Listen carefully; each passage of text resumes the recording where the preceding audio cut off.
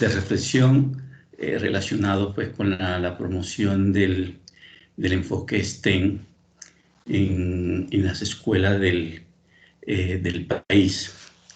Me voy a permitir compartir entonces la presentación para que vayamos mirando sobre ella y siguiendo como los temas de reflexión. Les reitero la invitación a mantener micrófonos cerrados para que así podamos desarrollar y darle más ritmo a la sesión de hoy. Ya están viendo en pantalla la presentación. Sí, sí, señor. Bueno. Con el permiso de todos ustedes, entonces ya ingresé para poder grabar, para que nos quede la sesión el día de hoy. Muchas gracias. Voy a estar pendiente, don Álvaro, cualquier cosa, con gusto le colaboro. Muchísimas gracias, Jennifer. Y igualmente la invitación es que a las preguntas, comentarios, sugerencias, la vayamos poniendo allí en el chat. Al final de la sesión tendremos un espacio para conversar un poco sobre esas preguntas o al menos sobre algunas de ellas. Bueno, recordemos que estamos en este proceso de liderazgo y gestión de la educación STEM, que estamos trabajando 3 sesiones en este ámbito del liderazgo. La primera sesión fue el jueves de la semana pasada.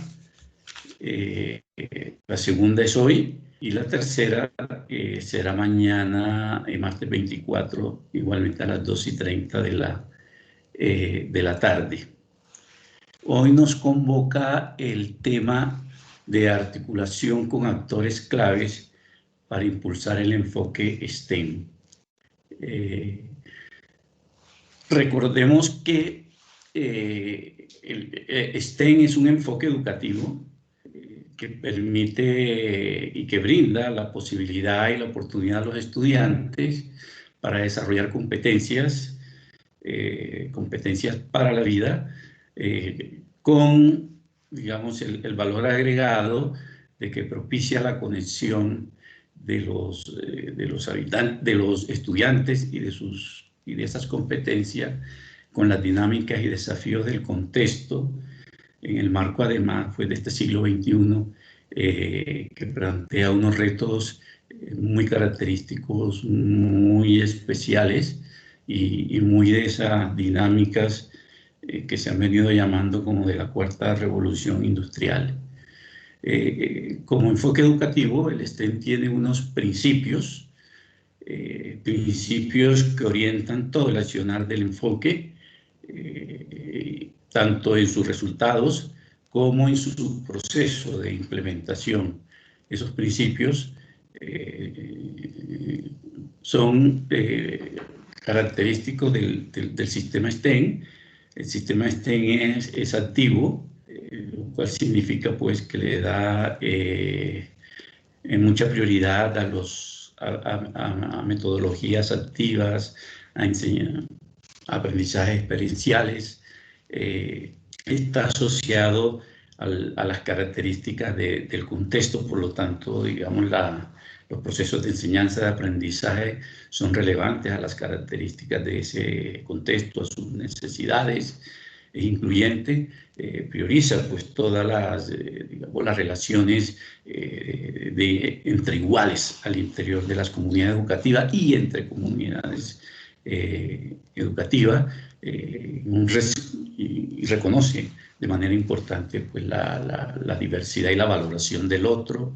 Es expandido, o sea, que es un enfoque educativo que se plantea ir más allá de las instituciones educativas y de la articulación de las instituciones con otras instituciones y con otros actores del sistema o más propiamente del ecosistema educativo. Es integrado no solamente porque busca el desarrollo integral pues, del estudiante, sino también porque prioriza todos los procesos de articulación interdisciplinario, de aprendizajes colaborativos, que finalmente es un rasgo bastante distintivo e importante al interior pues, del enfoque STEM, el aprendizaje colaborativo, las pedagogías colaborativas, la construcción de aprendizajes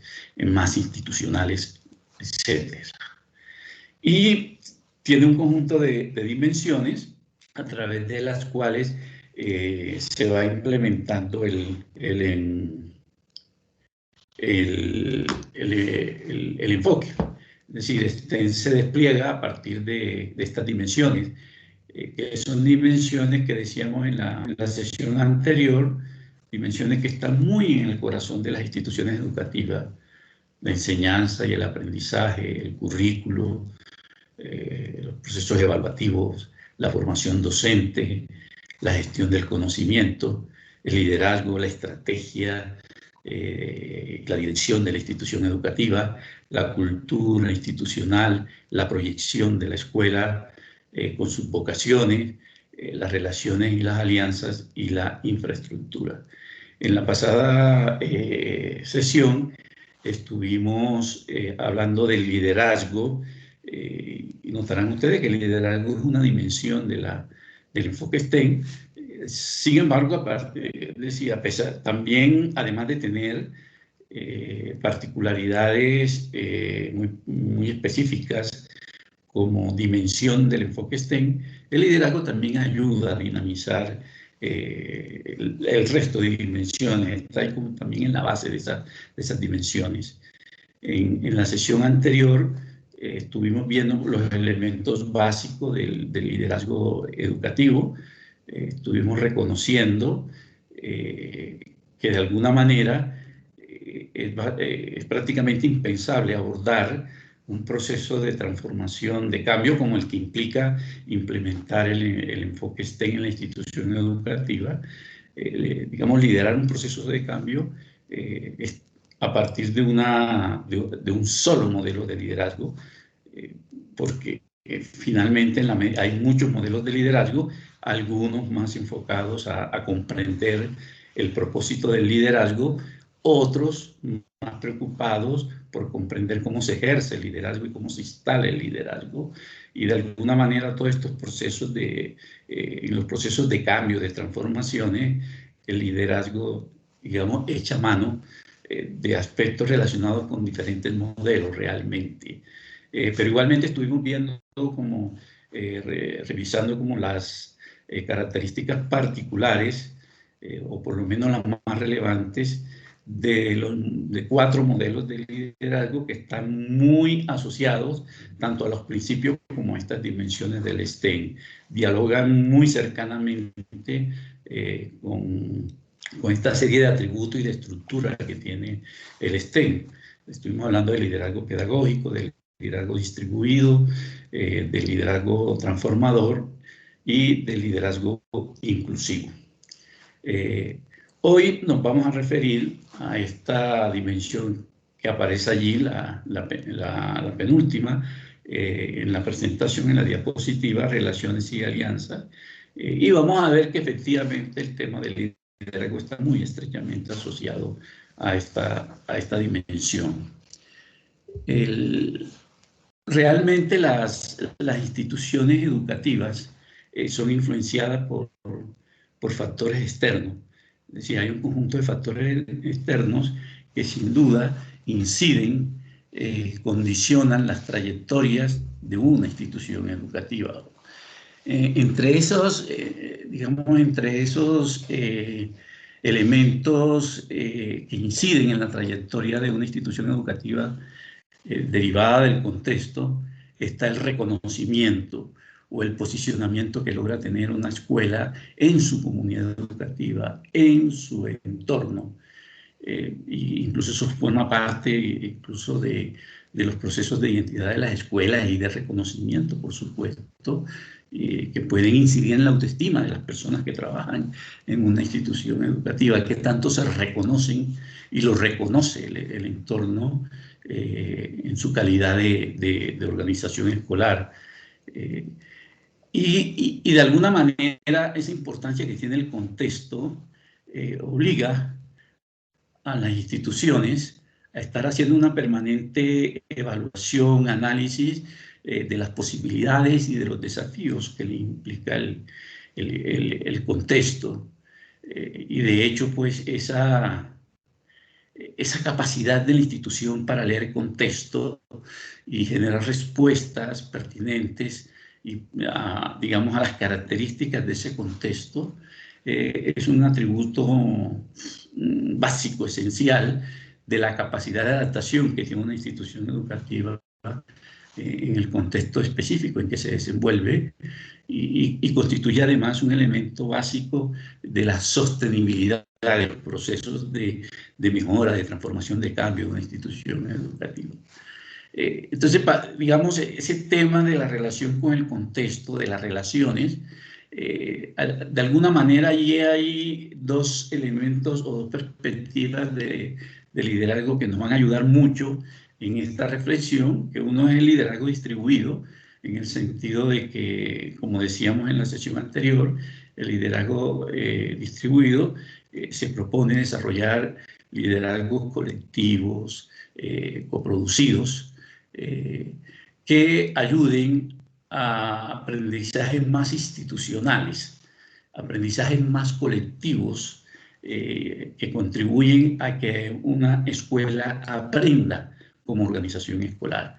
Y eso le va dando sostenibilidad a lo que posiblemente va logrando la escuela en el tiempo, y logra generar unos ambientes y una cultura donde, decíamos en la sesión anterior, las posibilidades de éxito de la institución educativa en sus proyectos, en los objetivos que se traza, empiezan a depender menos de, digamos, de las habilidades o de las iniciativas individuales, que ciertamente son muy importantes, pero empiezan a depender más de las iniciativas y de las habilidades colectivas, que eso es lo que finalmente se va quedando en la institución y en la identidad de una institución. Y los otros elementos para hacer esta reflexión los tomaremos de otra perspectiva de liderazgo sistémico, al cual no hicimos referencia en la pasada sesión. Hoy lo traemos acá por digamos, el tipo de tema que nos convoca hoy, que es el liderazgo sistémico. Es una perspectiva de liderazgo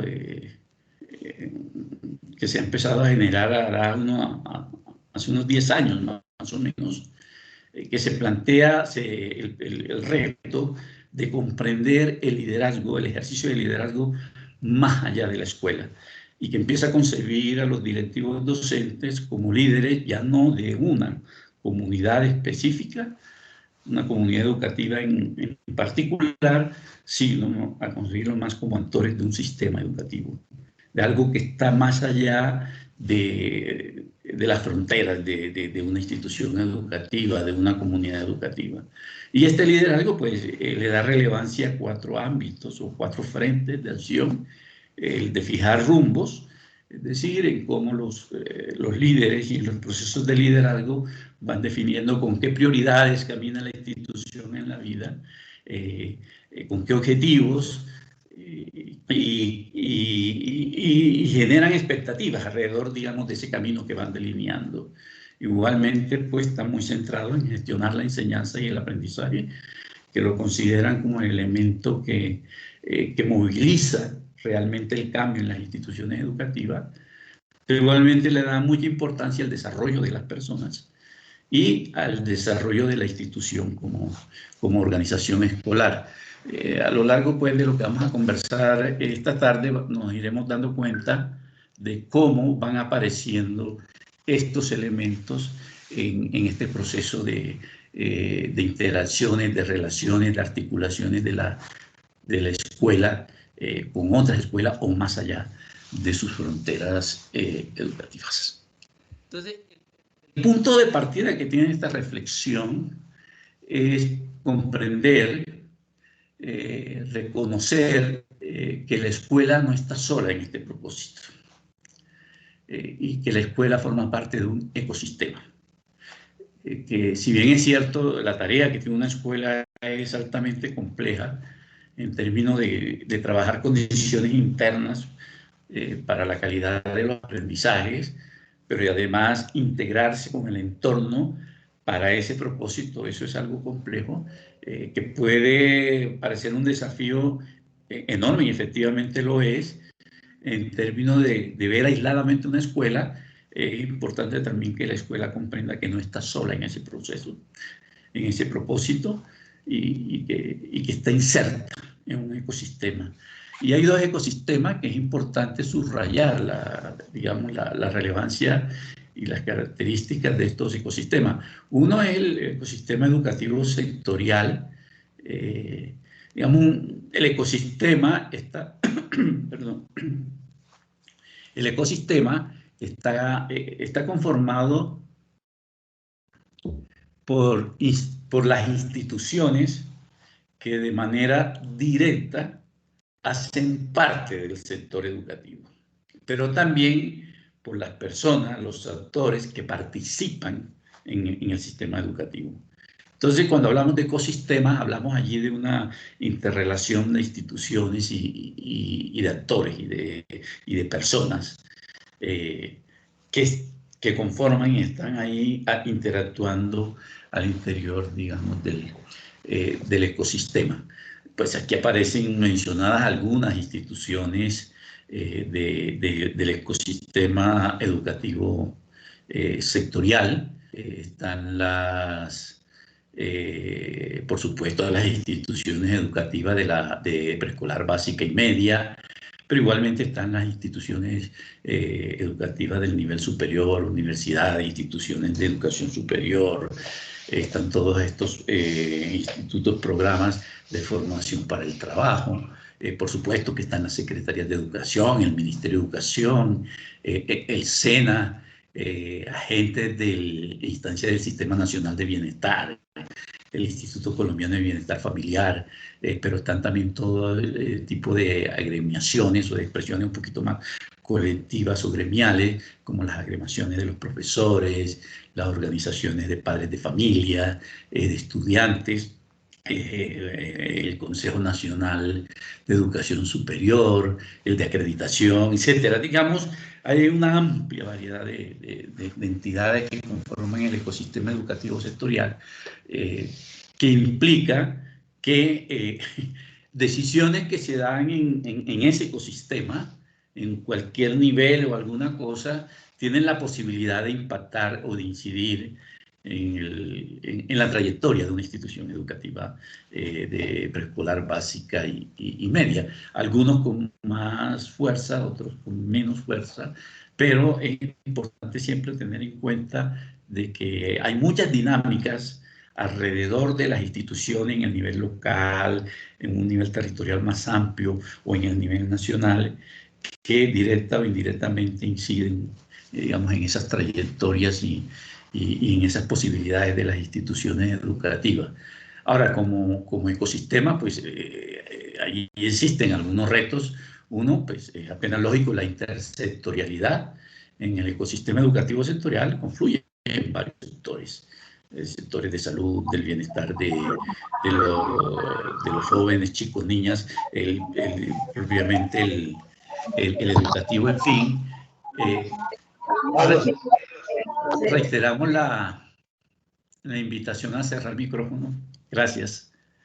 Y eso significa, pues, que muchos sectores requieren de la educación, interactúan con el sector educativo, pero a su vez la educación también se nutre de muchos desarrollos que se dan en otros sectores. Entonces, este asunto de la intersectorialidad implica procesos allí sobre todo de alineación muy importante que muchas veces no se logran.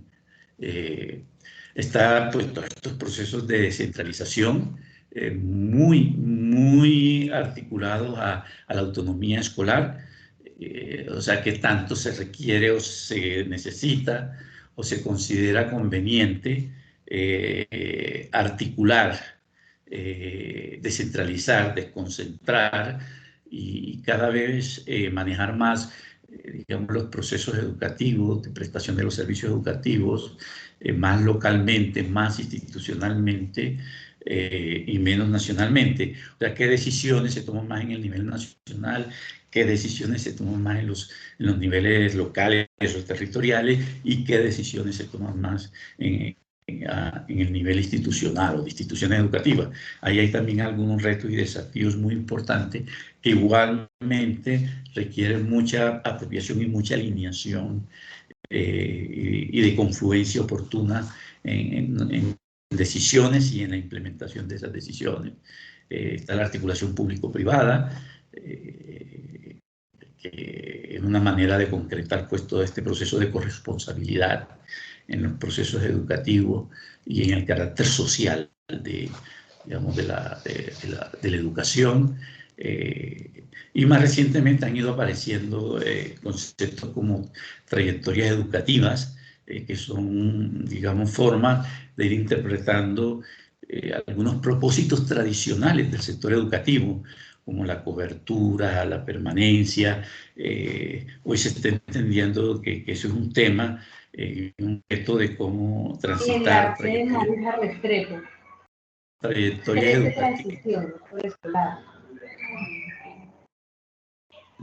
de cómo se garantizan que los estudiantes transiten trayectorias educativas a lo largo del ciclo educativo, y eso implica también mucha interacción del sector educativo con otros sectores de la sociedad. Y están los, digamos, nuevos actores que han ido apareciendo en el ecosistema educativo.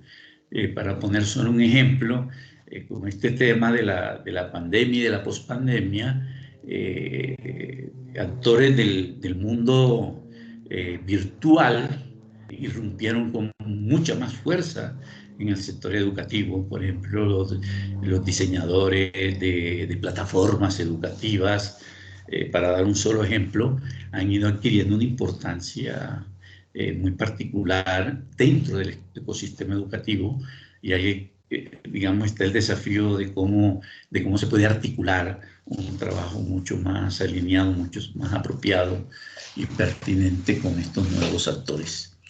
El otro ecosistema es el de la innovación educativa y transformación digital, que está muy estrechamente relacionado con los procesos de implementación del enfoque STEM. Este es un ecosistema que desde el Ministerio de Educación Nacional se ha venido trabajando, contribuyendo a su desarrollo, a su fortalecimiento. El Ministerio de Educación Nacional define a este ecosistema de innovación educativa y transformación digital como un ecosistema que involucra de manera orgánica diversos actores de diferentes sectores: el educativo, el productivo, el de emprendimiento, y por supuesto los ámbitos públicos y privados, e incluso de cooperación internacional, para ofrecer un escenario expandido que amplíe las oportunidades de aprendizaje de los estudiantes y cada vez más le permita potenciar, crear o acceder en sus procesos formativos o educativos a novedosos currículos, a novedosas metodologías de enseñanza, a sistemas de evaluación, formas de convivencia escolar y particularmente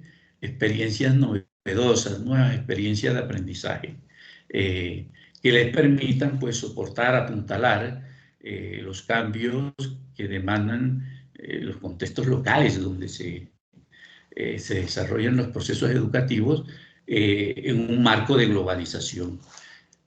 Cada vez el mundo es más globalizado, pero paradójicamente las necesidades de globalización cada vez también refuerzan las necesidades de hacer desarrollos locales en el sector educativo. Igualmente el Ministerio define la innovación como un proceso que se configura a partir de la creación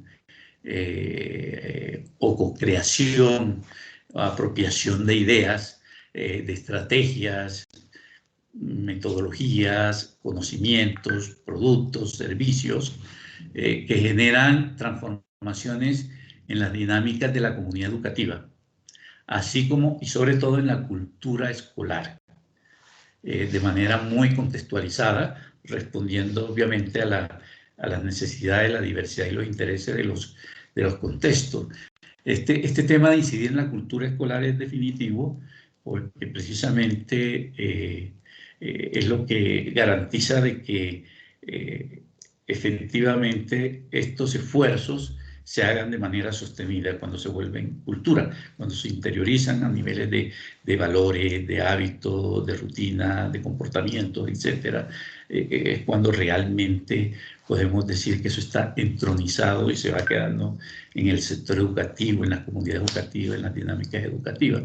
Y por supuesto, pues la innovación se enfoca en el desarrollo integral de los aprendizajes, de la calidad de los aprendizajes de los estudiantes. Entonces, con estos dos elementos, de estos dos ecosistemas, de este concepto de innovación, y con el reconocimiento de que el contexto tiene factores que son externos, por supuesto, a las instituciones educativas, que inciden en las trayectorias, las posibilidades, las condiciones de las escuelas, digamos, y que esas oportunidades o esos condicionantes o esa necesidad de articularse y interactuar con el contexto se pueden presentar de diferentes maneras. Aquí vamos a ver tres de ellas: las alianzas, las redes y las comunidades de aprendizaje. Entonces vamos a empezar con el tema de alianzas. Nuevamente le reitero la invitación a que si van surgiendo preguntas, comentarios, los vayamos poniendo allí en el chat para retomarlos más tarde. Bueno, las alianzas.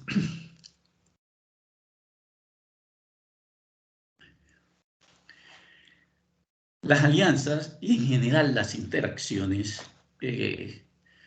son acuerdos de cooperación entre actores, generalmente pues de sectores públicos y privados.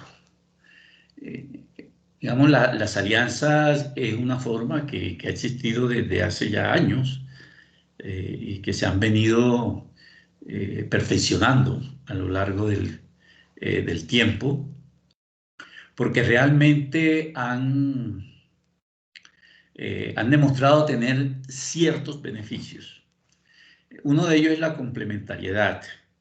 Realmente cuando se alían actores de diversa índole, cada uno de ellos tiene un conjunto de habilidades, de competencias, de conocimientos, de experticias y de valores que al complementarse con sentido de propósito, con otros valores, otras habilidades, otras competencias de otras entidades, van generando, digamos, un piso muy sólido de capacidades que permiten abordar con mayores posibilidades de éxito un desafío de la educación, un propósito de la educación, un objetivo o un problema a solucionar en los procesos educativos. Igualmente logran darle mayor alcance a lo que se hace. Realmente cuando uno tiene varios aliados, en la práctica lo que está haciendo uno como escuela es ampliar el radio de acción, las posibilidades de actuar que tiene como escuela vista individualmente. Entonces aquí hay un tema de cómo logro, vía alianzas, mejorar la capacidad de actuar en fronteras un poco más lejanas de la institución educativa, o si es al interior de la institución educativa, en aspectos con mayor profundidad y mayor especialización. Ahí, digamos, las alianzas ayudan mucho. por supuesto, tienen un beneficio de eficiencia porque cada actor está poniendo lo mejor que tiene allí en términos de conocimiento, de especialidad, de experticia. Entonces, ahí se juntan desde el punto de vista del beneficio, porque esto igualmente tiene riesgo, que algunos los vamos a mencionar más adelante, pero desde el punto de vista del beneficio, es cuando uno integra y articula lo mejor de cada quien. Entonces, eso hace que las actuaciones allí tengan un alto nivel de eficiencia y de efectividad. Y finalmente, pues se aprende mucho en una alianza. Los miembros de una alianza aprenden mucho de los otros, digamos, de la experticia del otro, a su vez que ponen al servicio de los demás, digamos, los aprendizajes que tienen de su propia experticia. Entonces ahí se genera una especie de gana-gana en esta alianza, donde la gente va aprendiendo y se va desarrollando un poco más en lo que hace y se nutre a partir también de de esas ventajas y potenciales que tienen las experticias y los enfoques de los otros aliados. Ahora, en educación, desde hace ya unos años también, la UNESCO y el Foro Económico Mundial, para referirse a las alianzas en el sector educativo y en la educación, utilizan mucho el término no de alianzas, sino de asociaciones de múltiples partes interesadas. Es un término que se utiliza mucho, especialmente en la UNESCO y el Foro Económico Mundial, para hacer referencia a las alianzas en el sector educativo. Pero es un término que es una alianza en el fondo y expresado pues en estos términos, como la puesta en común y la gestión de recursos, la movilización de competencias y compromiso por parte de los aliados, es decir, del sector público, el sector empresarial, actores de la sociedad civil, con el propósito pues, de contribuir, de ayudar a expandir y a mejorar la calidad de la educación. Las alianzas se guían por una serie de principios relacionados, bueno, son estos principios. Uno, la transparencia. La transparencia hace referencia al valor de la responsabilidad y de la ética, especialmente en el uso de los recursos y en la rendición de cuentas sobre la utilización de esos recursos. Este es un tema crucial en las alianzas, que actúe de manera transparente y que tanto los aliados como los beneficiarios de esas alianzas sientan que allí el proceso es transparente, que todo se maneja con transparencia. Que los recursos tienen unos orígenes transparentes y unos destinos transparentes, y que la alianza no tiene ningún inconveniente en dar cuenta pública sobre el uso de esos recursos, pero en general también sobre su actuar como alianza de manera transparente. El otro principio es la confianza. La confianza no es un valor fácil de definir y ciertamente complejo para abordar. Pero la confianza aquí se juega mucho en las alianzas en términos de los procesos comunicativos, esas comunicaciones oportunas, horizontales, para todos los asociados y no para algunos en particular. Igualmente comunicación hacia afuera de la alianza, especialmente hacia los destinatarios de las alianzas, pero igualmente también qué tanto se valora la valoración que existe entre los aliados, qué tanto se valoran entre sí los aliados. Es un factor de confianza. Cuando un aliado siente que realmente es valorado al interior de la alianza, eso le genera mucha confianza y también el respeto por la diferencia, por la diversidad. Si bien es cierto que, digamos, las alianzas tienen un propósito común, pues es lógico que haya diversidad en el abordaje de cosas allí o en puntos de vista, y buena parte del reto que tiene una alianza es cómo tramitar esa diversidad de manera coherente con los principios y los propósitos de la alianza, sin resquebrajar la confianza que los une, y al contrario, utilizar esas divergencias para seguir fortaleciendo aún más la confianza. Igualmente está el principio de flexibilidad. La flexibilidad hace referencia, como siempre, a la capacidad de adaptación que va teniendo la alianza en el tiempo, con base en el desarrollo de sus propósitos, con base, digamos, en las dinámicas de entorno que va encontrando, y que finalmente lo que dicen es de la capacidad como de adaptación y de respuesta oportuna que va teniendo la alianza frente a los propósitos que se ha trazado. Está el principio de equidad,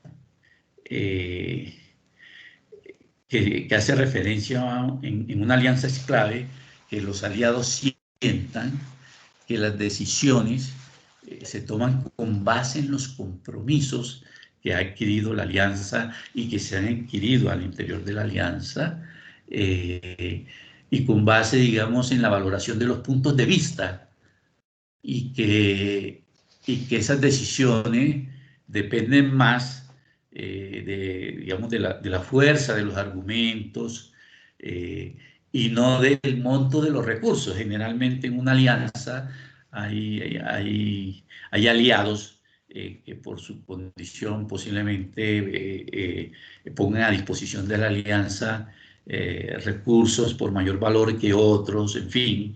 Entonces, digamos, el tema de equidad tiene que ver un poco que la gente, los aliados, no se sientan discriminados por la cantidad y la calidad de los, digamos, de los aportes que han hecho allí y que hacen en la alianza, y que más bien esas decisiones respondan más a argumentos, a puntos de vista, a los compromisos que tiene la alianza y, por supuesto, pues a temas informativos allí.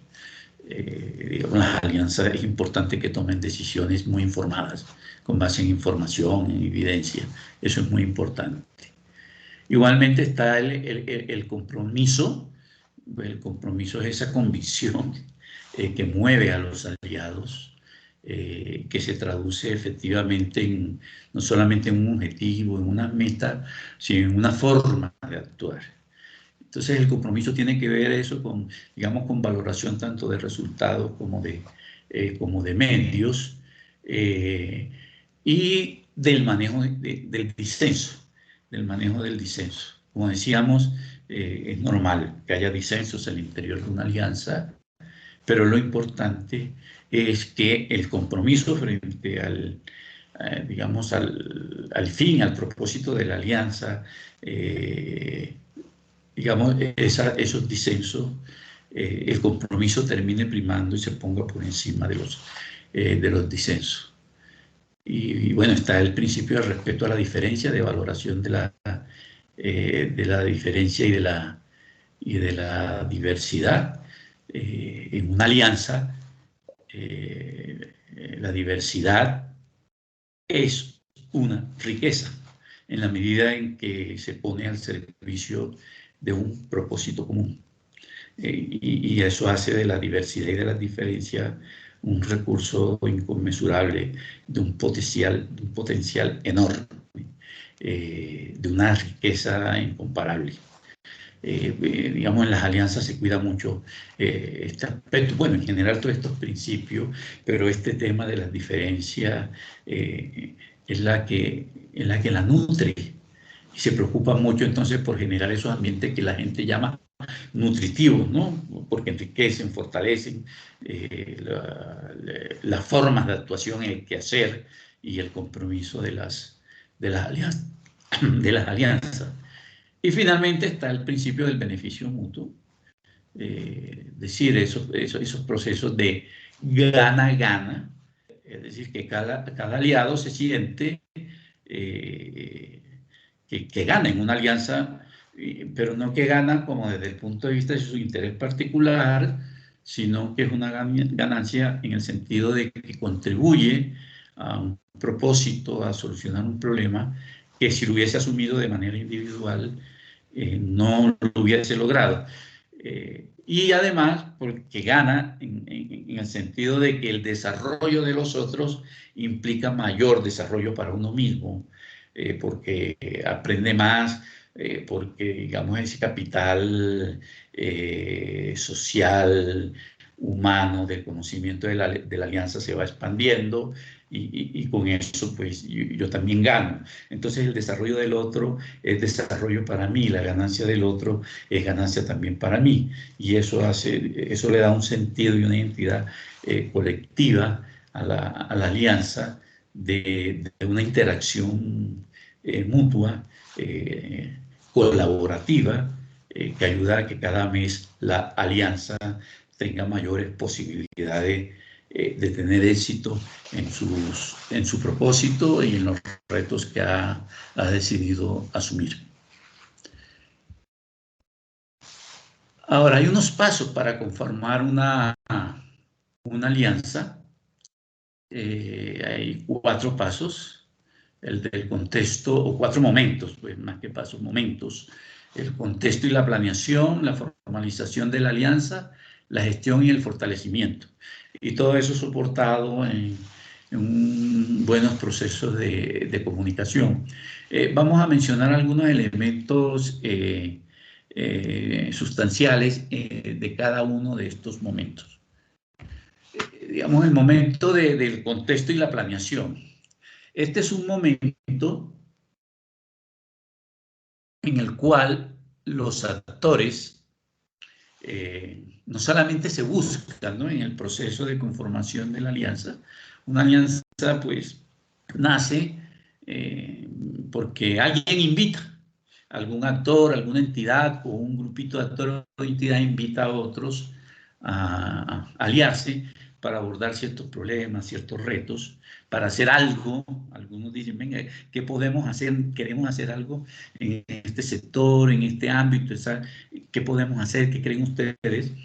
Entonces, este momento de contexto y planeación es muy importante porque allí es donde los actores se buscan, los aliados se buscan y avanzan como en el reconocimiento del lugar que puede tener su rol allí y de la utilidad que puede tener su rol en la alianza, y digamos en su relación con los otros actores. Entonces, este proceso además comienza por la identificación del problema o reto que se va a abordar como alianza. Eso es un tema que requiere mucha información, En la alianza, pues, se cuida mucho el tema de información, porque no solamente la información y su circulación es un elemento clave para mantener la alianza en buenos términos, sino que también por temas de efectividad, de eficiencia, etcétera, se procuran tomar decisiones muy informadas, Además que en una alianza hay que hacer una muy buena comprensión del problema. Una alianza que empieza a funcionar con problemas definidos muy generalmente, muy difusamente, muy superficialmente, corre riesgo de que se disminuya, se debilite o se desbarate con el pasar del tiempo, incluso a veces en el corto tiempo. Entonces aquí lo importante es comprender a profundidad el problema o el reto que se quiere abordar y no solamente, digamos, comprenderlo profundamente, pero no solamente comprenderlo profundamente, sino también que sea una comprensión más compartida, más colectiva. Digamos que es un un punto de partida muy sólido en una alianza, cuando se genera una comprensión profunda y compartida de lo que se quiere abordar, en qué nos estamos metiendo, más o menos. Esa comprensión es fundamental. Eso implica que hay que reconocer el contexto en que se va a intervenir, en que se va a apoyar, indagar mucho el contexto. Generalmente allí los aliados, hay una indagación un poco colaborativa sobre ese tema del contexto. Los aliados generalmente asumen responsabilidades diversas frente a eso. Algunos profundizan en unas cosas, algunos otras, y entre todos contribuyen a tener una característica del contexto en que van a actuar con relación al problema. ¿Cuál es el contexto de ese problema? Porque eso ayuda a afianzar mucho digamos, el vínculo entre miembros de la alianza. Ahí se van reconociendo también ellos en sus posibilidades, van dimensionando el esfuerzo que tienen que hacer al interior de la alianza. Finalmente eso le da una idea a cada aliado en última, como de la dimensión del compromiso que están adquiriendo allí en la alianza. Y finalmente esa comprensión profunda y colectiva del problema, del desafío, pero además esa indagación colaborativa sobre el contexto, también va ayudando a darle ciertos niveles de identidad a la alianza. Una identidad que empieza a dialogar y que los aliados ponen a dialogar con sus alianzas, con sus identidades particulares, institucionales. Entonces ahí también hay una alineación, una articulación de identidades institucionales particulares con una identidad mucho más colectiva en la alianza. Y casi que el resto es allí cómo darle esa identidad colectiva a una alianza sin perder la identidad institucional, pero tampoco sin ir a pretender que la alianza asuma preponderantemente la identidad que yo tengo como institución. Entonces, digamos, ese afianzamiento tiene esa tensión allí que los aliados tienen que solucionar de una manera colaborativa y una manera como de sentido de actuación y de compromiso frente al reto, al desafío educativo. Un cuarto elemento en el contexto y la planeación y la identificación de actores.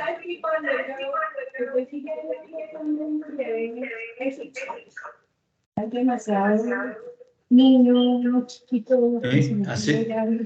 Reiteramos la invitación a cerrar los micrófonos, por favor.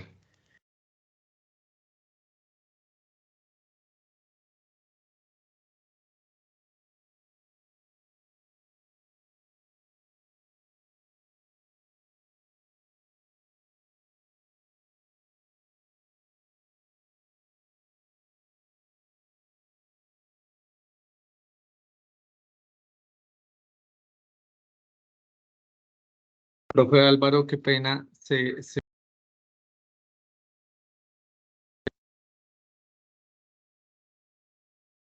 le silenció el micrófono, profe Álvaro. Profe, prenda el micrófono.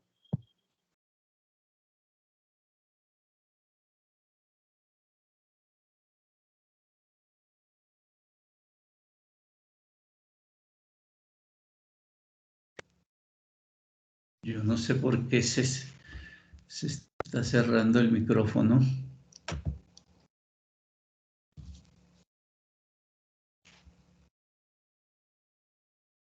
Ya lo escuchamos, profe.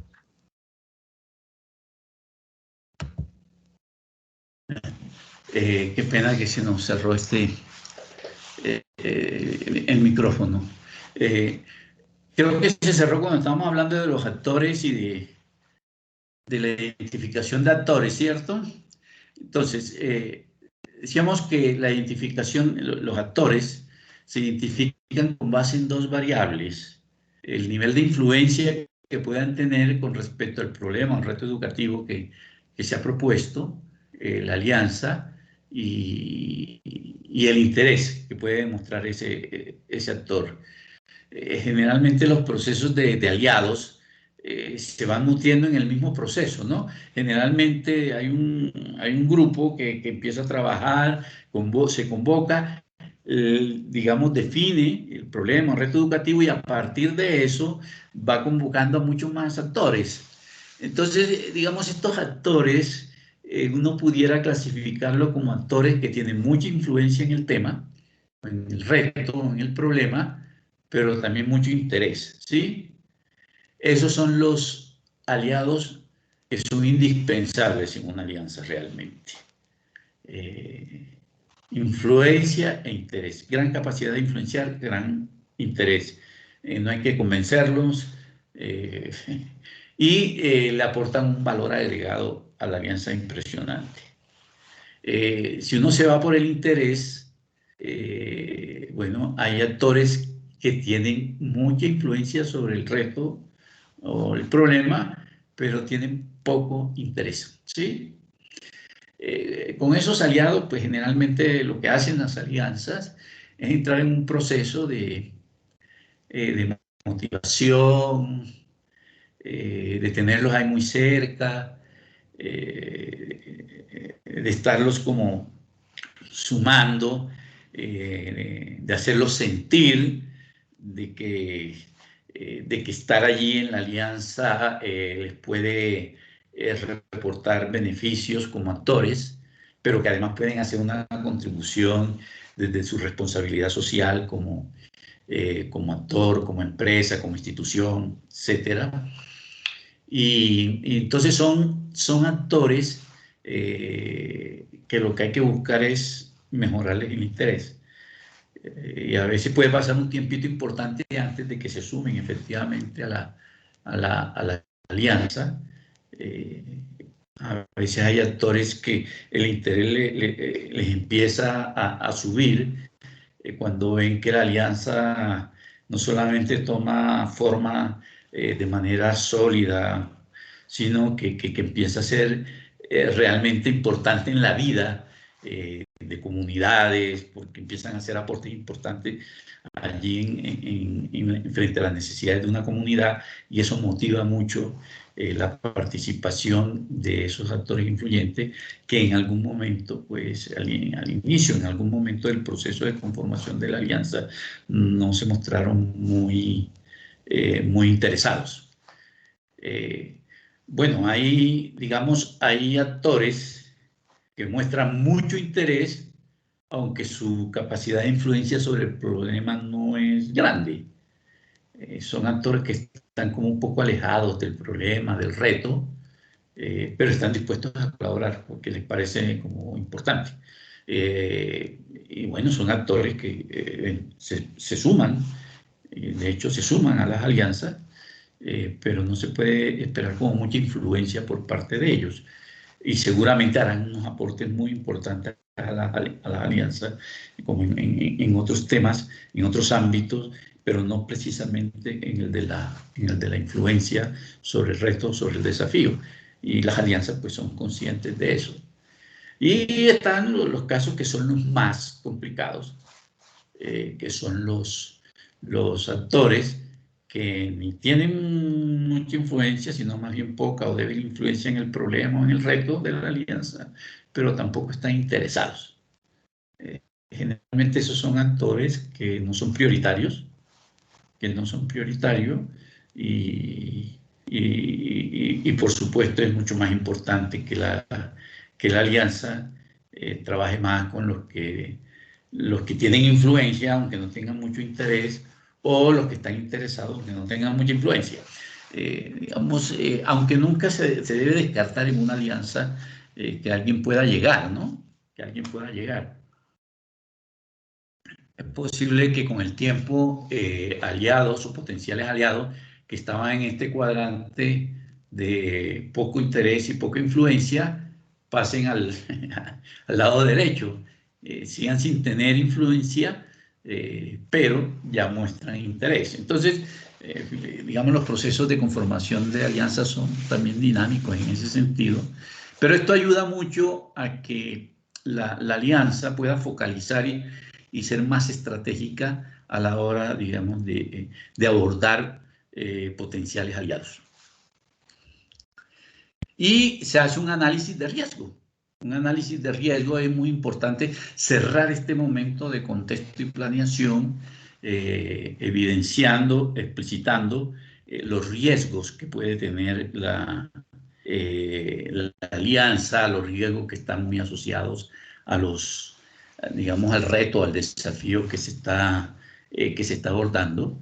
Esos riesgos pueden ser factores externos a las alianzas, que son los más complicados, porque no dependen directamente de los aliados, y factores, por ejemplo, el deterioro de orden público, por ejemplo, puede ser un factor externo que limita las posibilidades de actuación de una alianza. Si digamos, el ámbito de actuación de la alianza está en un territorio, en una zona muy específica, y que de pronto se deteriora el tema allí de orden público, eso puede frenar el actuar de la alianza. El otro riesgo es que en el proceso los intereses particulares puedan intentar predominar sobre los intereses colectivos. Casos de alianzas que sufren por eso cuando hay un aliado que empieza a sentirse más importante que otro. Es decir, un aliado que puede tener mucha influencia en el desafío, mucho interés y mucha capacidad, etcétera, entonces empieza a sentirse como que más importante que los otros aliados en el marco de ese propósito. Visiones divergentes. Digamos, las visiones sobre los problemas, sobre los retos educativos también van cambiando con el tiempo, sobre todo cuando son problemas o retos que tienen entornos muy inestables. Ustedes que trajinan con estos temas de visión en sus proyectos educativos institucionales, saben bien que el tiempo de formulación, el tiempo de vigencia de una visión, en cierta medida está determinado por qué tan inestable o estable es el contexto en que está la institución educativa. Entonces, cuando hay contextos relativamente estables, uno se mueve con visiones de 5 o 10 años, ¿sí? Pero cuando, digamos, el contexto es bastante inestable, o relativamente inestable, tener visiones de 5 o 10 años puede ser inconveniente, contraproducente, porque cambian muy rápidamente las condiciones, los contextos, etcétera. Entonces las visiones pierden vigencia.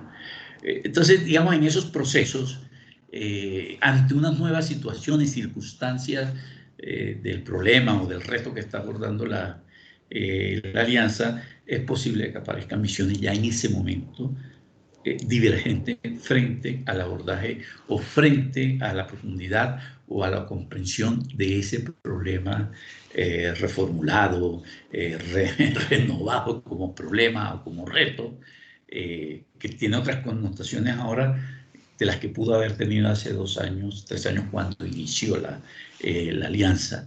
Si esos procesos de visiones divergentes no logran articularse en un propósito común, apropiado, eso puede ser un factor de desintegración de la alianza. Mire, hay elementos que parecen más como, o tal vez como operativos de una alianza, pero que efectivamente pueden causar inconvenientes al funcionamiento de una alianza, y es la información previa que se le da a las comunidades donde se va a actuar como alianza. La información previa que se le da a los destinatarios del accionar de la alianza, a las personas a quienes va dirigida el quehacer de la alianza. es sano, es conveniente que antes de entrar a actuar allí como alianza, las comunidades sean informadas previamente y se les dé una muy buena información de lo que va a ser la alianza, de lo que va a actuar y bueno, de algunos elementos claves allí, pues que igualmente proyecten esos principios de transparencia, de información, etcétera, a las comunidades. Cuando no hay ese pasito previo y se llega de fondo a las comunidades, eso puede generar enredos, puede generar muchos enredos en el quehacer de una alianza. Y el tema del seguimiento. Eso hay que cuidarlo mucho también, digamos, en esta parte de la alianza, de que esté muy claro cómo va a ser el seguimiento del proceso de alianza, del quehacer de la alianza, la circulación de información, digamos, y todas esas reglas de juego que dan confianza, que ayudan a ratificar compromisos, que dan y proyectan imagen de transparencia, de cohesión, son muy importantes de definir en esta etapa. La siguiente etapa es la de formalización.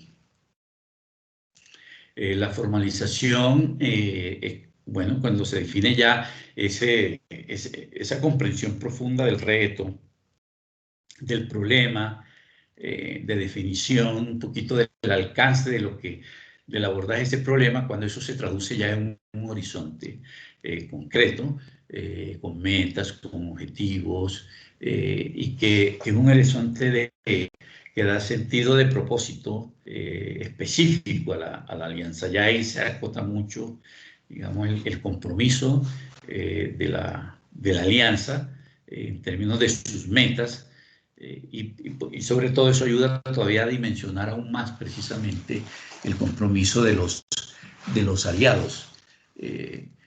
Igualmente, en esa parte de formalización, se establecen los acuerdos sobre el funcionamiento de la alianza, ya concretamente, ya formalmente.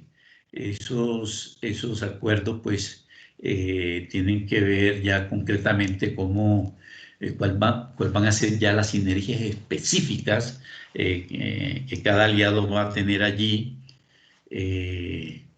Ya hay definición de objetivos específicos, los aspectos claves del funcionamiento de la alianza y los roles y las responsabilidades.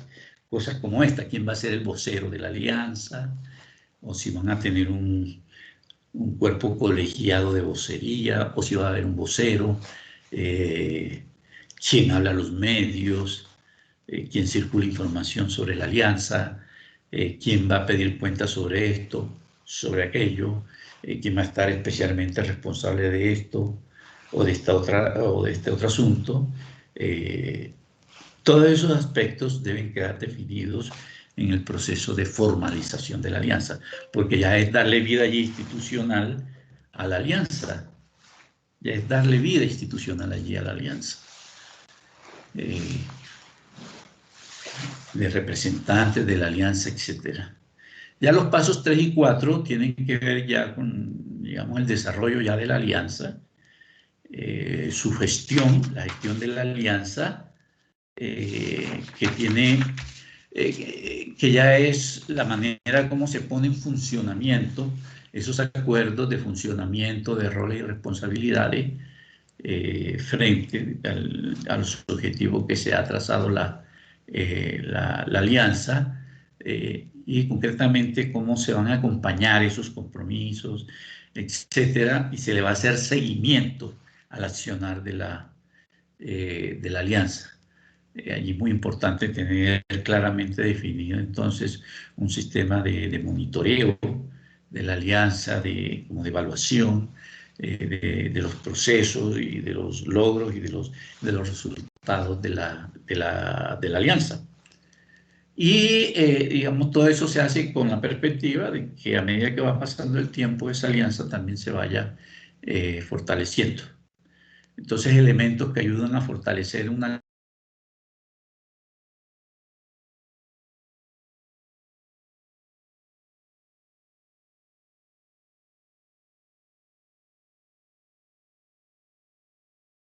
digamos, y como el control social se puede generar alrededor del funcionamiento de la alianza y de su desarrollo. Dos, visibilizar, ser muy visibles en lo que se hace, no como propaganda, sino porque efectivamente se empiezan a hacer cosas importantes frente a las comunidades, y en este caso frente a la comunidad educativa, y sobre todo divulgar mucho los resultados y los aprendizajes que van obteniendo como alianza. O sea, esta divulgación es tanto como de resultados, de uso de recursos, pero también divulgación de los aprendizajes. Se supone que en una alianza de eso, en la medida en que todos ganan, pues todos los aliados se benefician de esos aprendizajes que van obteniendo, pero igualmente uno esperaría también que hacia afuera la alianza contribuya también a difundir los aprendizajes que va obteniendo de los, del desarrollo mismo de su proceso de intervención, de acompañamiento o como se le denomine. Y el otro elemento de, digamos, de fortalecimiento tiene que ver con eso, de cómo se capitalizan esos aprendizajes, de cómo se usan para dinamizar y ampliar, digamos, el radio de acción de la alianza misma, para promover iniciativas de alianza en otros espacios territoriales, en la misma línea de esta alianza. Entonces hay alianzas que nacen y terminan teniendo especie como de capítulos en otros lados, de otros aliados que han visto que en tal parte ha funcionado esto, entonces intentan replicar esas cosas allí, capitalizando esos aprendizajes y las experiencias que ha ido generando esta otra alianza. Eso también es muy importante porque ayuda también a expandir un poco la filosofía de la alianza, sus principios, etcétera, y sobre todo su evidencia, la evidencia como de efectividad en lo que va logrando. ¿Qué riesgo tienen las alianzas? Uno es la permanencia o la rotación de actores. Y eso se puede dar porque en una alianza hay algún aliado que se retire, o la persona que estaba allí participando directamente en la alianza por una entidad es cambiado por otra persona. Entonces esa persona pues es como si estuviera apenas iniciando un poco la alianza desde el punto de vista de las dinámicas de trabajo, de la comprensión pues de todo el andamiaje y la estructura de la alianza, del nivel de compromiso que pueda tener de eso y de la comprensión misma del tema en que está trabajando la alianza. Y eso puede generar allí desequilibrio en el funcionamiento de la alianza. Están las dinámicas institucionales. Como decíamos, pues cada entidad va viviendo su dinámica institucional de forma particular, y hay a veces entidades que entran en procesos o de crisis o de condiciones que le hacen de manera especial ponerle más atención y focalizarse más los esfuerzos digamos, en la dinámica interna de la institución, y por lo tanto terminan quitándole prioridad a su participación en la alianza. Entonces hay muchas dinámicas institucionales que las características que toman en el tiempo pueden menguar la participación de esas instituciones en la alianza y el nivel de prioridad que le dan a la alianza en su dinámica. Y eso evidentemente puede afectar el funcionamiento de una alianza. Y la capacidad de adaptación. Una alianza, pues, decíamos, tiene que desarrollar esa capacidad de adaptarse a las dinámicas, a los contextos en que está actuando. Eso va a depender mucho de qué tanto vaya aprendiendo también de lo que hace, y de que tanto no se queda con la primera versión que hizo del desafío del problema, la primera caracterización que hizo de eso, sino que tiene que seguir trabajando permanentemente en comprender cada vez más los cambios que presentan las situaciones, los problemas, los desafíos, y de esa manera tener la suficiente flexibilidad y capacidad para responder oportunamente frente a esos cambios. Esos son, digamos, los elementos claves de una alianza. Otra forma en que se expresan estas interacciones de la institución educativa son las redes, que son muy frecuentes en las instituciones y entre instituciones. Las redes tienen la particularidad de que en su organización, en su funcionamiento, toman muchos elementos de ese fenómeno de la virtualidad que ha irrumpido fuertemente en la vida social y personal de todos nosotros, y digamos, se nutre de muchos principios y de muchas cosas relacionados con ese mundo para interactuar. Y sobre todo de que hoy en día es más fácil interactuar que hace 30 años. Es decir, la virtualidad nos ha dado esa posibilidad, pero eso significa no significa que las redes tengan que ser necesariamente virtuales, pero sí se apoyan mucho en conceptos sobre los cuales se basa el funcionamiento de la virtualidad. Pero igualmente es una organización conformada por personas o instituciones, y esas personas o instituciones constituyen como los nodos de la red. Y fíjese que ya aquí aparece un concepto muy de la virtualidad, los nodos. Y esas personas, esas instituciones se organizan, se asocian, se conectan e interactúan a través de relaciones de trabajo colaborativo. Es un elemento distintivo de una red, el trabajo colaborativo, y otras formas de comunicación, la conversación y procesos reflexivos a partir de un propósito compartido. Y esas formas mediante las cuales, o la manera como interactúan, cómo se conectan, es lo que pues formalmente se llaman las conexiones y las relaciones de la red. Entonces, finalmente esos nodos, esas conexiones, le dan, digamos, un aire de red a esa organización y a ese concurso allí y confluencia de intereses alrededor, digamos, de un propósito, ¿no? Que se comparte. Entonces, en el fondo, una red no es otra cosa que es un tejido social y de actividad humana, que se articula y se despliega para lograr objetivos o metas compartidas. La red funciona en la medida en que logra desarrollar una cultura de trabajo en red, que fundamentalmente es una cultura de trabajo colaborativo.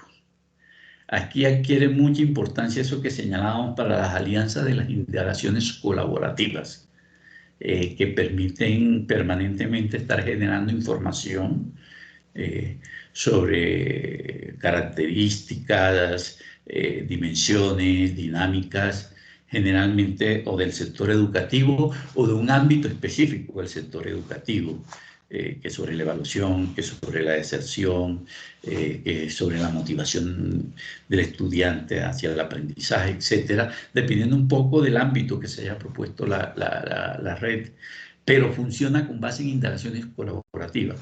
Digamos, las indagaciones individuales no florecen mucho en una red, son importantes como para alimentar cosas, pero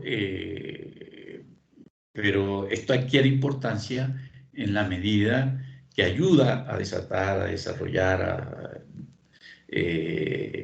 análisis colaborativos, prácticas colaborativas.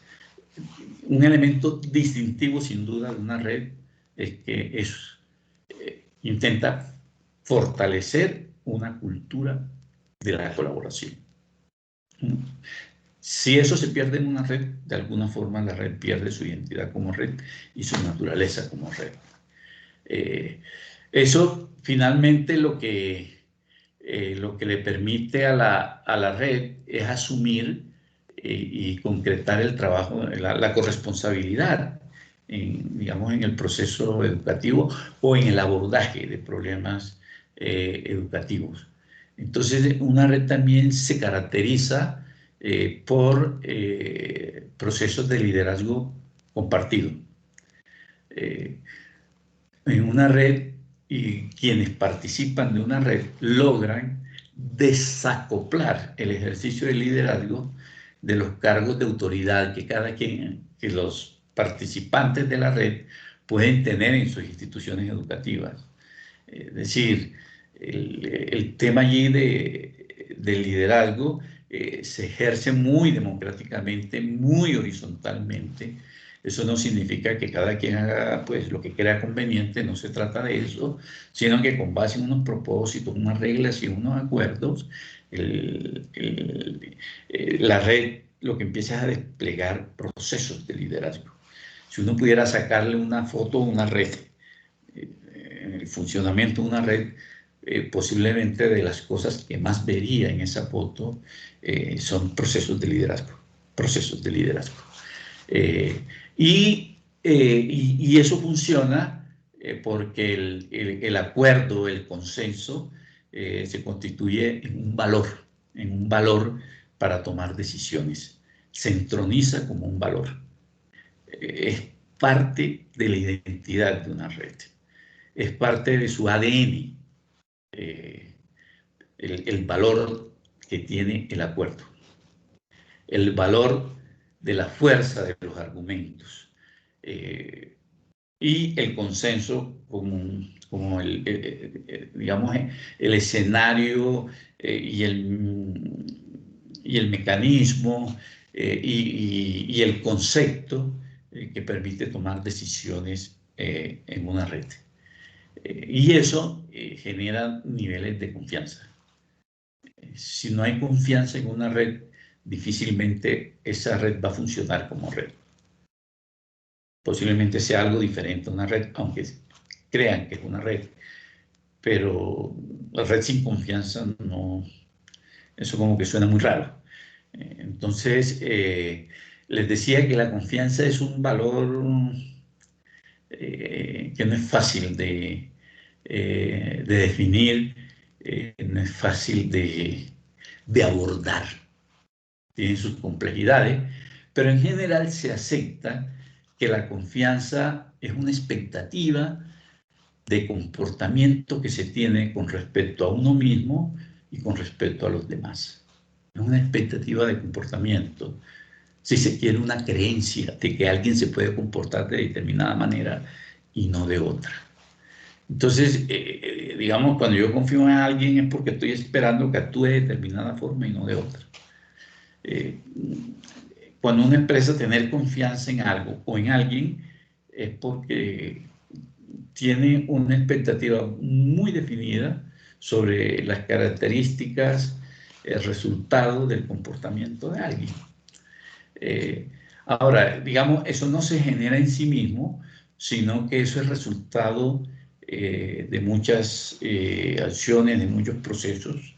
En nuestra sesión de mañana vamos a volver sobre este concepto de confianza, porque ciertamente es una noción y es un valor y es una creencia, pues, o una expectativa que adquiere mucha importancia en los procesos de cambio y especialmente en el proceso de instalación, de desarrollo, de fortalecimiento del enfoque STEM en una institución educativa. Entonces, mañana haremos unos comentarios un poco más detallados sobre este tema de la confianza y de algunos factores sobre los cuales pueden incidir en la confianza. ¿Sí? En la sesión anterior comentamos uno de ellos, el tema de la comunicación, y se acuerda pues que es un poco como la sugerencia para ustedes, que que fueran haciendo conciencia de que tan responsables son en el uso de los juicios, ¿sí?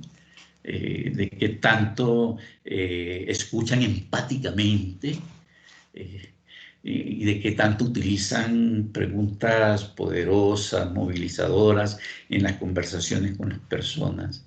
Esos son elementos que, además de darle cierta connotación al ejercicio del liderazgo, generan confianza en el ejercicio del liderazgo.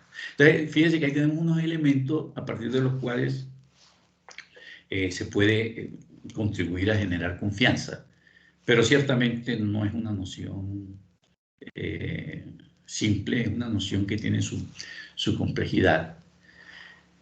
Entonces, la cultura de trabajo en red, además, tiene un concepto de horizontalidad muy explícito, muy claro, muy afianzado. No solamente por el tema del consenso, sino que allí, digamos, la relación entre personas es una relación abiertamente entre iguales. O sea, la gente reconoce al otro en su condición de igual. Son interacciones entre iguales, porque así se conciben. Entonces, digamos, las pretensiones que hay en esa relación son pretensiones más de validez.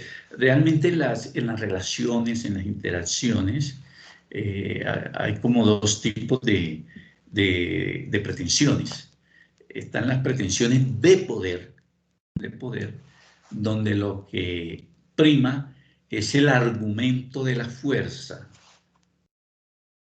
el argumento digamos, del poder, el argumento de la autoridad. Y ese poder puede ser el poder del conocimiento, el poder que da la información, etc. Y esa pretensión de poder generalmente se expresa en el lenguaje, se expresa en la comunicación, y a veces sin darnos cuenta. Por ejemplo, a veces uno ve en reuniones de padres de familia de cómo se le empieza a explicar a los padres de familia lo que se espera que aprenda un muchacho en un periodo determinado o en el año escolar, en fin. Y a veces utiliza un lenguaje tan técnico con esas cosas que uno se queda con la duda si con ese lenguaje tan técnico finalmente allí no se generó una situación más bien excluyente que incluyente. Bueno, es normal que se use un lenguaje técnico en las instituciones, porque al fin y al cabo allí pues laboran profesionales de la educación. Pero a veces, digamos, esos lenguajes tan técnicos, uno con la mejor intención usa ese tipo de lenguaje, porque es normal usarlo en un ambiente de profesionales de la educación, pero a veces termina apartando más al padre de familia que acercándolo. Entonces, con un propósito de incluirlo en digamos, en un objetivo con respecto a la educación de su hijo, a veces podemos terminar excluyéndolo. O a veces, yo no sé si a ustedes les ha sucedido, a veces uno va donde un médico y si el médico empieza a utilizar términos tan técnicos para definir el diagnóstico que uno tiene, hombre, uno fácilmente puede salir de ahí. Si uno no pregunta bien y que le expliquen bien, uno puede salir convencido de que a las 3 horas puede estar falleciendo. Es decir, uno puede que no entienda por el tecnicismo de ciertos términos. Entonces uno le agradece al médico que le explique un poquito más asequiblemente el diagnóstico que le está haciendo a uno. Entonces, esos lenguajes muy especializados, que repito, pues es normal que los profesionales lo usen, a veces terminan excluyendo, más bien que incluyendo en un proceso, y terminan siendo pretensiones de poder, el poder que da el conocimiento de una persona sobre otra. Hay otras pretensiones que no son de poder, sino de validez, donde lo que se valora es el poder, el argumento como poder, es decir, el poder del argumento. Prima el argumento. Entonces, las decisiones se toman con base en argumentos. Las diferencias de visiones se expresan en argumentos y ese es el criterio fundamental para tomar decisiones. Entonces, eso es una característica de los diálogos igualitarios, de las conversaciones igualitarias. Cuando yo realmente valoro al otro como igual, o el otro me valora a mí como igual realmente, digamos, lo que prima en una conversación de esa es el argumento. Ese diálogo más igualitario que existe. Y eso es un tema característico de la cultura de trabajo en red.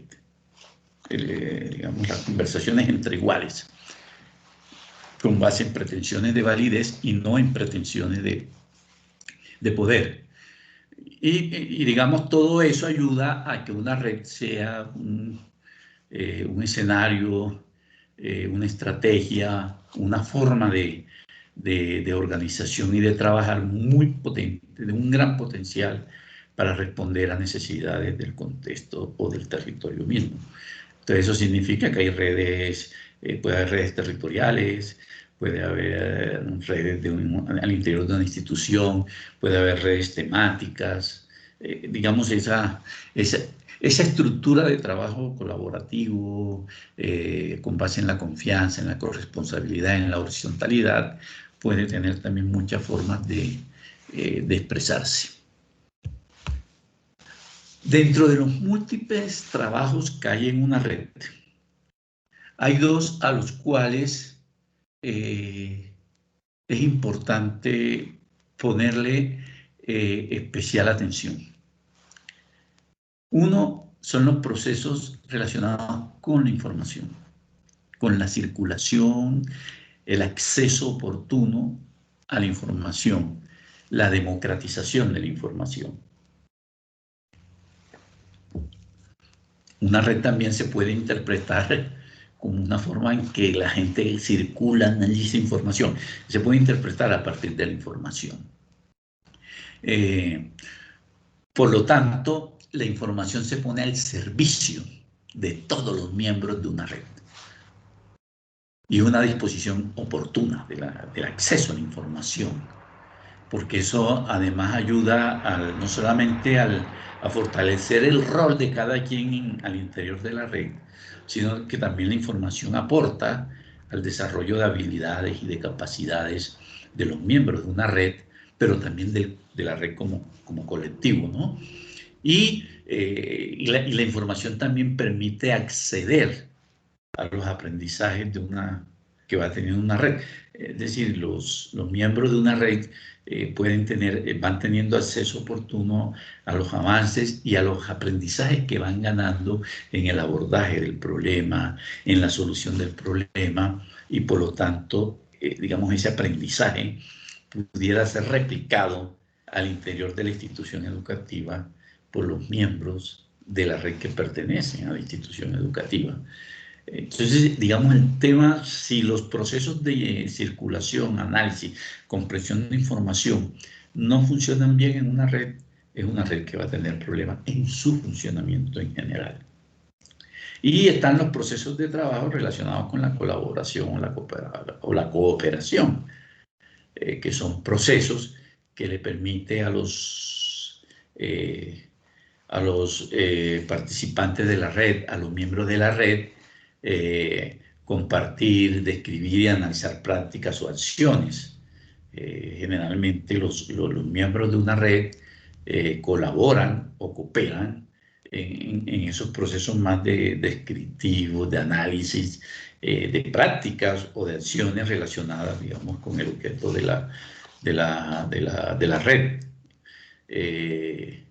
Pero igualmente tiene mucho protagonismo en la construcción de aprendizajes colectivos a partir de las prácticas pedagógicas de aula o de las prácticas que estén abordando. Asimismo, pues, colaboran, cooperan en el diseño y ejecución de proyectos específicos para la red o de acciones específicas para la red. Y en general, a través de la colaboración y la cooperación, los miembros de la red pueden abordar de manera colectiva, colaborativa, una necesidad que comparten, o por supuesto pues, lograr el objetivo que se han propuesto como red para mejorar o fomentar cambios.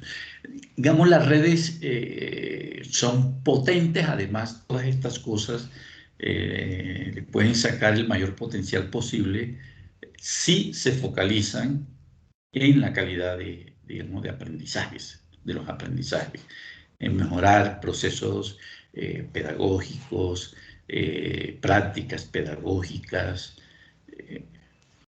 abordar ese tipo de cosas, digamos, le da un potencial especialmente significativo a las redes. Ahora, las redes requieren unas condiciones particulares para poder operar, decíamos. Uno es la gestión de la red.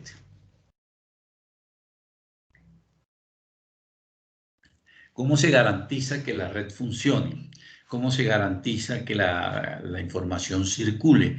¿Cómo se garantiza la horizontalidad en la red? Y cómo cada vez más la red empieza a dar resultados efectivos en términos de los desafíos que se va proponiendo. Eso es muy importante. Pero en general de cómo, digamos, se garantiza el funcionamiento de la red, de cómo se garantizan como esa cantidad de procesos, de dinámicas que ayuden a que una red funcione como tal. Está pues todo el proceso de organización de la red o de estructura de la red. Hay redes que funcionan centralizadamente. Es decir, hay un núcleo central que es el que se encarga de todo allí y de los procesos digamos, de información, de garantizar que las cosas lleguen a donde deben llegar y todo circula y pasa alrededor de ese núcleo central. Digamos, eso tiene como la ventaja un poquito como de la coherencia, puede garantizar coherencia, puede garantizar coherencia en ciertos aspectos. Tiene digamos, el gran riesgo que el día que ese núcleo central tiene problema, significa que la red prácticamente deja de funcionar. Algo así como cuando alguien tiene un computador central que alimenta muchas cosas, el día que ese computador central tuvo algún problema, el conjunto tuvo problemas, todo el mundo tuvo problemas. Pero hay redes que son descentralizadas, no tienen un núcleo central, sino nodos, algunos se relacionan con otros, etcétera, y digamos, es una relación que va más, circula mucho más horizontalmente, sin un nodo central. Es decir, se ponen de acuerdo en quién se articula con quién especialmente y después esos focos cómo se articulan entre sí, pero no requieren digamos, un núcleo central para funcionar. Y hay redes que combinan esas dos cosas, ¿no? No tienen núcleo central, pero sí pueden ser núcleos parciales, territoriales, en fin, que a su vez se articulan y van subiendo un poquitico. Entonces hay redes donde todos se conocen, hay redes donde no todos se conocen, por ejemplo, ¿sí? Hay instituciones educativas, por ejemplo, que organizan redes de curso, ¿no? Entonces hay un padre de familia que tiene, digamos, la información de los demás padres de familia de ese curso y es el nodo como de ahí, de ese curso. En otro curso pasa lo mismo, en otro curso pasa lo mismo, en otro curso pasa lo mismo. Entonces resulta que esos nodos por curso además se articulan entre ellos, una articulación entre nodos, y ahí forman como un núcleo, un nodo central, de manera tal que en el momento en que haya que informar a todos los padres de familia del colegio de algo, basta que estos nodos de curso pongan el mensaje, manden el correo, y en 5 minutos eso llega a todos los padres de familia digamos, del colegio. Entonces son formas un poquito ahí como que aprovechan como las ventajas de los núcleos centrales, pero también las ventajas como de esa descentralización en el funcionamiento de redes para garantizar un funcionamiento como oportuno y óptimo. Igualmente, pues el plan de trabajo de la red es importante, pero sobre todo que sea un plan elaborado de manera colaborativa, compartida, participativa, porque digamos allí la participación en el plan de trabajo ayuda a generar apropiación y ayuda a empezar a generar alineación frente a los componentes del plan y bueno, y a todos los elementos que contiene un plan de trabajo. Es importante, por ejemplo, que se tenga un foco en la mejora de los aprendizajes como red, en lo que hace la red, que lo mantenga, lo profundice, lo apropie, porque allí es donde se empiezan a jugar un poquito los reconocimientos a una red y los beneficios tanto personales de las personas que participan allí en la red, pero también beneficios institucionales en la medida en que las escuelas pueden aprovecharse de los resultados y de los aprendizajes que van generando las redes. Es importante pues tener unas condiciones básicas para el aprendizaje de los integrantes de la red, es decir, una especie como de una estrategia allí de gestión del conocimiento que ayude a que los integrantes de la red aprenden de lo que están haciendo en la red. Aprenden solucionando un problema, aprenden sobre el análisis de una situación, y esos aprendizajes que cada individuo, que cada miembro de la red va obteniendo de su red, los puede llevar a su institución educativa y de alguna manera la institución termina beneficiándose de los resultados de la red. Y bueno, la disponibilidad de recursos es importante. Hay un recurso muy escaso que es el tiempo. En las escuelas los tiempos cada vez se han vuelto más complejos, más difíciles para esos espacios más colectivos. Pero igualmente otro tipo de recursos que requieren las redes, ¿no? No solamente es tiempo, también tienen a veces necesidad de algunos apoyos logísticos, de materiales didácticos, en fin, de cosas de esas, que es importante que la red aborde explícitamente ese asunto y se pongan de acuerdo en cómo van a manejar eso y a solucionar la disponibilidad de esos recursos básicos para el buen funcionamiento de la red.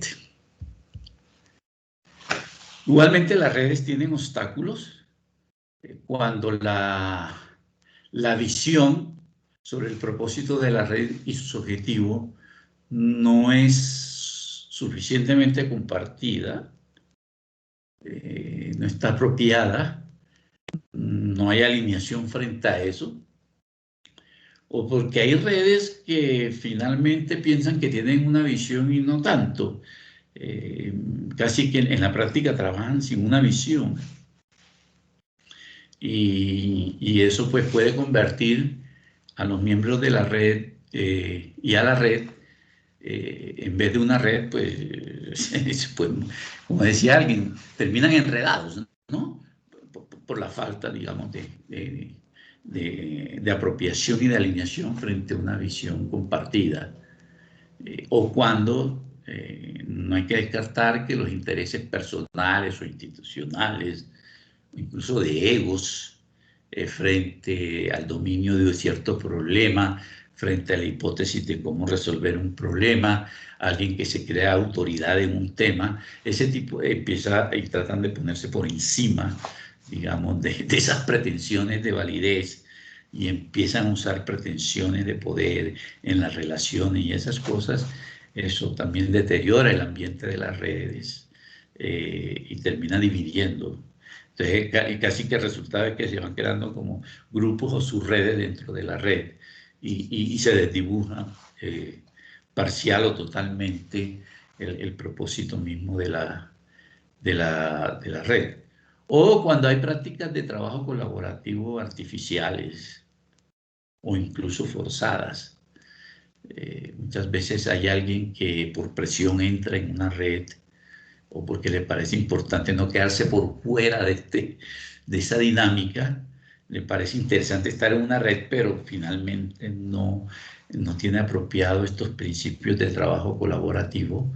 Eso empieza a operar allí como un palo en la rueda al desarrollo del quehacer de la red.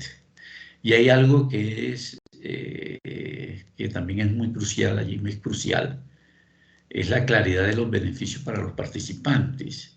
Y cuando no hay claridad sobre eso, eventualmente empiezan también enredos allí en las dinámicas de la red. La red, al igual que una alianza, funciona con una creencia de gana-gana.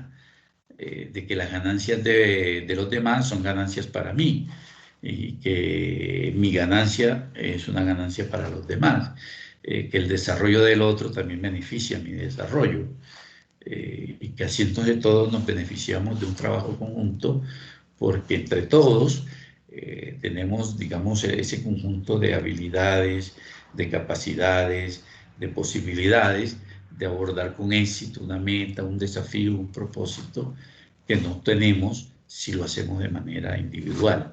Entonces, digamos, cuando no hay claridad sobre ese tipo de beneficios, cuando la gente no está convencida de eso, también eso puede generar fisuras en el funcionamiento de una red.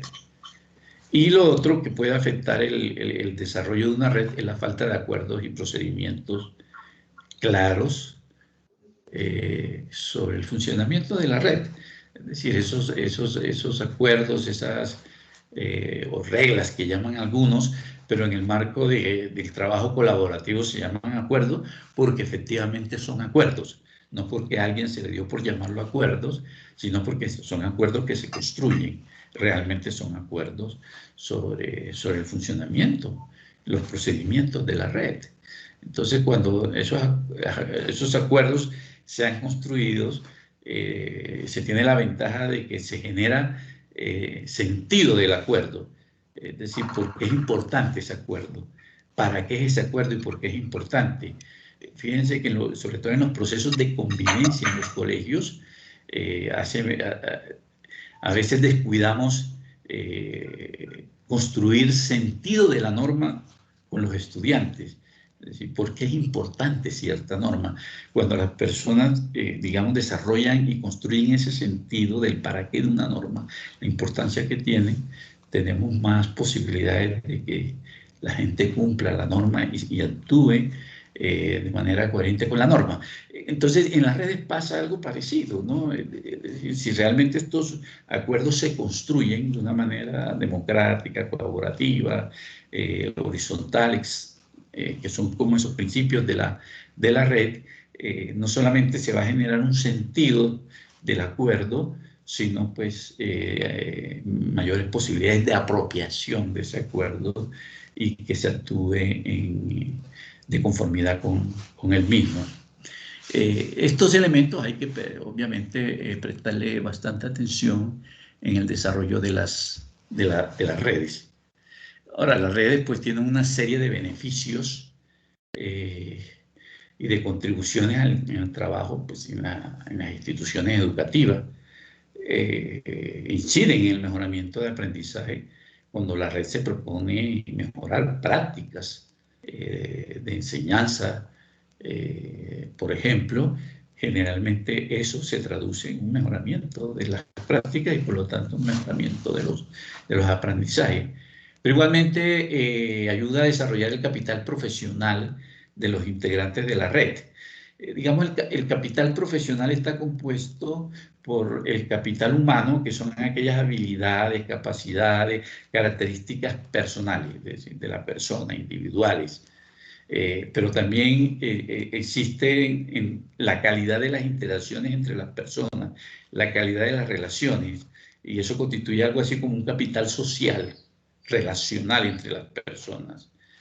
Y está, digamos, como todo eso se supone que le aporta a la calidad de las decisiones, a la efectividad de las decisiones, a las decisiones pertinentes, sobre todo a la calidad de decisiones que se toman.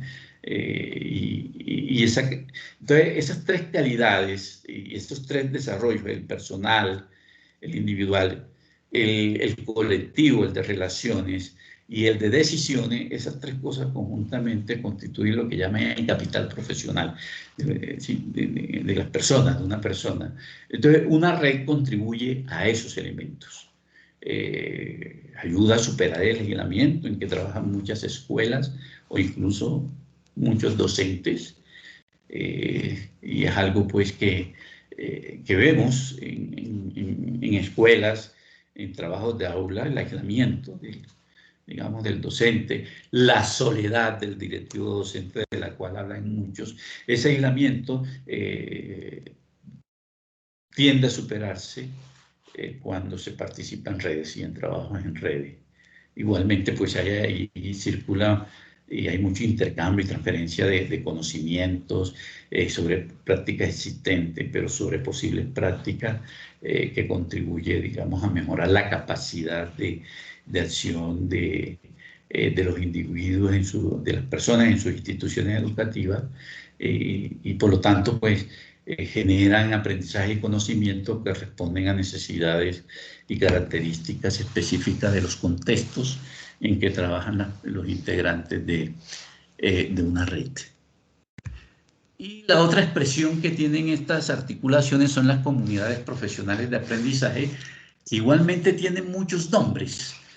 Ahí se le llaman comunidades de aprendizaje, comunidades profesionales de aprendizaje, comunidades de práctica, pero independiente un poco del nombre que se le dé, hace referencia a ese grupo de personas que comparten ciertos objetivos sobre su desarrollo profesional y la mejora de la calidad de la situación en aspectos que son de interés específico para ese grupo de personas.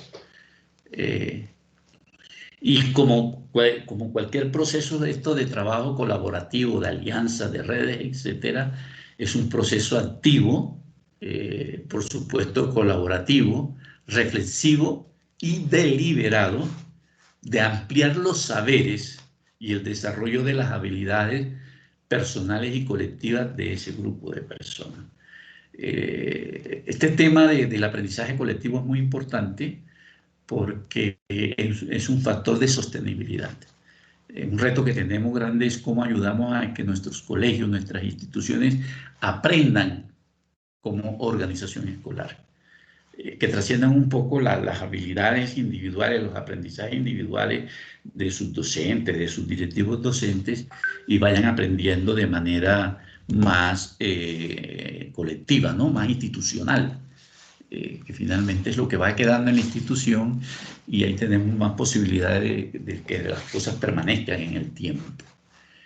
Y la otra característica clave de las comunidades de aprendizaje es que obviamente es un aprendizaje colectivo situado en la cotidianidad escolar, que va enriqueciendo el conocimiento institucional y usándolo, aprovechando las experiencias relevantes de esa escuela para generar aprendizajes significativos como grupo, como colectivo, y que ayuden, digamos, a conocer más lo que hace la institución, y si yo conozco lo que hago, tengo más chance de mejorarlo, ¿no? Entonces, muchas comunidades de profesionales de aprendizaje o muchas comunidades de práctica o comunidades de aprendizaje a veces inician construyendo un sistema explicativo de la propia práctica. Y ahí van evolucionando a sistemas más explicativos de mejora de esa práctica. Pero generalmente arrancan por, digamos, por explicar, comprender, explicar lo que hacen. Y sobre esa base empiezan a mejorar. Por lo tanto, las comunidades de aprendizaje favorecen y contribuyen mucho a la identidad pedagógica de la escuela. Generan mucha identidad pedagógica al interior de un establecimiento educativo y ayudan a ir generando una capacidad colectiva en la institución. Nada, no quedó más. Perdón, cerramos micrófono, por favor, porque ayudan a integrarse como comunidad educativa, ayudan a que una institución, a una escuela, empiece a integrarse y a comportarse realmente como una comunidad educativa. Entonces, digamos, aportan mucho a esa capacidad de integración, de cohesión de la institución educativa, generalmente desde el ámbito, digamos, pedagógico, convivencial, que generalmente son los factores o los temas pues, que privilegian las comunidades de aprendizaje. Y por lo tanto también fortalece la autonomía y la responsabilidad profesional del directivo docente o del docente o de las personas que participan, digamos, en las comunidades de aprendizaje. Pero en general, digamos, todas estas formas de alianzas, de redes, de comunidades de aprendizaje, son formas en que una institución, digamos, comprende las oportunidades del contexto y genera estrategias que ayudan a aprovechar esas oportunidades para insertarse en mejor forma dentro de ese ecosistema, aprender de ese ecosistema, pero también de contribuir a ese ecosistema. Y esta forma, digamos, de relación, de relacionamiento, de articulaciones, cuando se hacen en el fondo terminan aportándole mucho a los procesos innovativos en las instituciones educativas, porque finalmente ahí abordan temas que terminan aportándole a los cambios, a las transformaciones y dando saltos un poquito cualitativos en lo que hacen los miembros de esa red en sus instituciones educativas, y por esa vía van favoreciendo, generando el ambiente y generando iniciativas de innovación en las instituciones educativas. Bueno, finalmente le dejo dos preguntas para que reflexionen en estos días en sus instituciones. Una, pues, ¿cuáles desafíos tienen en su comunidad educativa para fortalecer, desarrollar el trabajo en red? O en comunidades de aprendizaje o en alianza. Aquí hemos utilizado el término red un poquito más genérico, más en general con respecto a estas interacciones. Y dos, ¿cuáles oportunidades tienen como escuela para promover comunidades profesionales de aprendizaje? El PTA, por ejemplo, tiene una experiencia muy importante de comunidades de aprendizaje. La utiliza mucho, digamos, en los procesos de acompañamiento y de generación de conocimiento en las instituciones educativas. Entonces, no sé si habrá preguntas que podamos abordar en este momento, pero voy a dejar de compartir.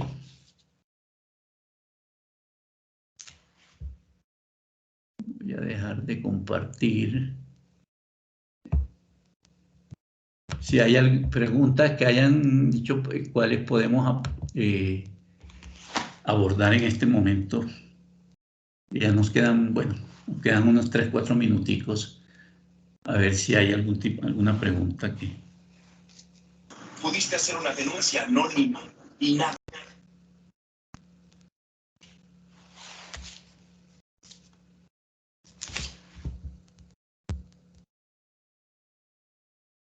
¿No hubo preguntas en el chat?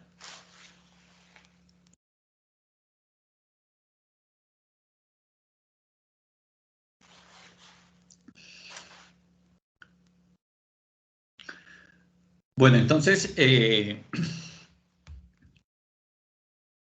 mañana, en la sesión de mañana, vamos a estar centrados un poco ya más en acciones, ámbitos específicos de gestión, asociados especialmente al proceso de implementación del enfoque STEM en las instituciones educativas.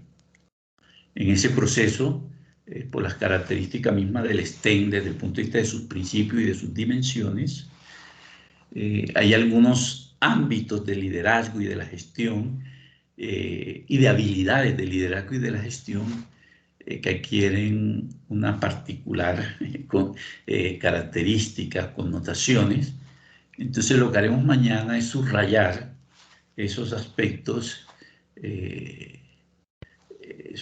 esenciales, básicos de la gestión del proceso de implementación en la escuela, esos elementos que desde el punto de vista del liderazgo es indispensable que estén, sin querer decir con eso que eso sea una receta, porque en temas de liderazgo no hay receta, pero sí subrayar la importancia de algunos elementos. Algunos ya los hemos ido poniendo aquí en estas 2 sesiones, los retomaremos mañana e incluiremos algunos otros para que ustedes, pues, la sugerencia es que le pongan especial atención a esos aspectos en este proceso de transformación que implica implementar el esquema STEM en la institución educativa o en la escuela. Entonces, si no hubo preguntas, deseo pues agradecerle especialmente la atención, la participación esta tarde. Son las 4:30 y nos hemos propuesto de ser puntuales tanto en el inicio como en la terminación de estas sesiones. Entonces, y reiterarle la invitación para vernos mañana a las 2:30. Muchísimas gracias y que tengan un buen resto de día. Muchas gracias a usted, señor. Muchas gracias. ¿Cómo va a ser esa parte de la tarde? Muchas gracias a ustedes. Gracias.